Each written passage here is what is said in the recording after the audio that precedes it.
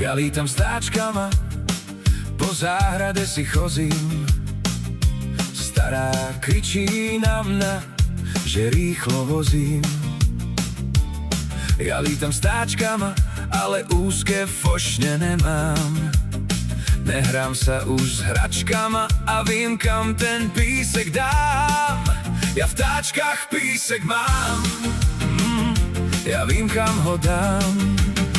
Vozím ho teda po čerešnu dozadu, ideme tam robiť veľkú ohradu, v ktorej budú behať kačice, ugagané to bíle opice.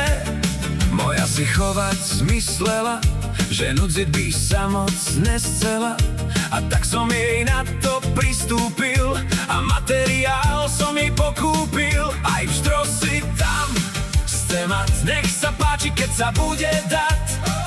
Pásať tam budú aj slépky, zajacom už chystáme klétky. Chcela by z každého chovať 10, že lepší, jak tam nič nemať. Dvor nemôže byť prázdny, že má z toho na srdci rany. Plnú záhradu by toho chcela mať, a ne si to z hlavy vymazať.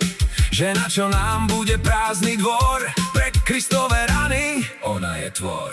Všetko bude pekné na jednom míste, nech majú bývaní v tomto isté.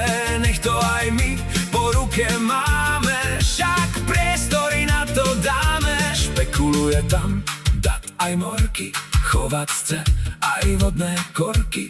Korytnačky sú jej načo, či to len tak, keby dačo. Strašné volačo toto, a zrazu mi povedala potom, že nad pávmi rozmýšľala a už kletku veľkú vymýšľala. Nech tam pekne všetko žije, dúfam sa to tam nepobije. Nedbala by mať z toho ranč malý, že tam by sme všetky zvieratá dali. Plánuje mať aj husy, však nech ich krmiť skúsi. Hned si to rýchlo rozmyslí a vyžene si z hlavy tí nezmysly. Aj kozy a ovce vraj chce mať na záhrade takýto raj, lenže to veľkú drinu dá, na to nebude stačiť ani záhrada.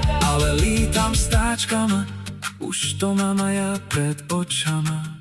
Už sa medzi zvieratami vidzím a sám sebe sa teda divím. A prečo ne, keď sa dá, keď je na to nálada? Ja v táčkach písek mám, po čerešnu ho dám.